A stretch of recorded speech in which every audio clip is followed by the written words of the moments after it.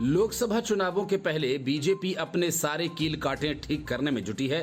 2019 में बीजेपी को महाराष्ट्र में उद्धव ठाकरे ने धोखा दिया और शरद पवार ने डबल गेम खेला। उसका बदला चुकाते हुए बीजेपी ने राज्य में अपने आप को बेहद मजबूत कर लिया।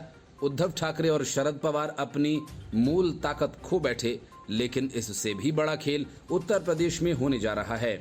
ओम प्रकाश राजभर तो एनडीए में आएंगे ही, लेकिन बड़ी खबर यह है कि मायावती की भी एनडीए में एंट्री होने जा रही है।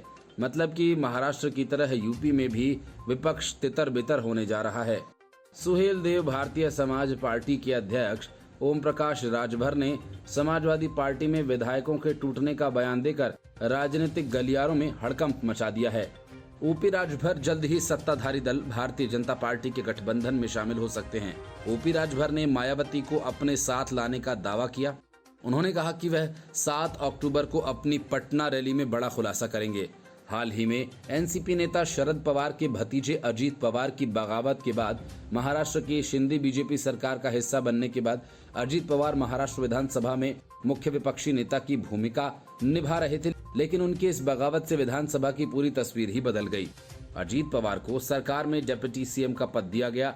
यूपी में भी चर्चाएं जोरों पर हैं कि ओपी राजभर जल्द ही बीजेपी एनडीए के पाले में खड़े दिखाई देंगे। इसको लेकर प्रदेश सरकार और पार्टी के बड़े नेता आलाकमान से चर्चा भी कर रहे हैं। चर्चा ये भी कि अगर ओपी राजभर की बीजेपी से बात बन जाती है तो उन्हें योगी सरकार में बड़े पद की जिम्मेदारी भी मिल सकती है। हालांकि अजीत पवार की तरह डिप्टी सीएम बनने की बेहद कम संभावनाएं हैं, लेकिन फिर भी कैबिनेट मंत्री के रूप में कोई बड़ा विभाग दिया जा सकता है।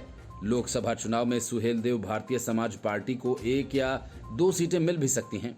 ये सब कुछ लोकसभा चुनाव के करीब आते या फिर योगी मंत्रिमंडल के विस्तार के समय संभव हो सकता है।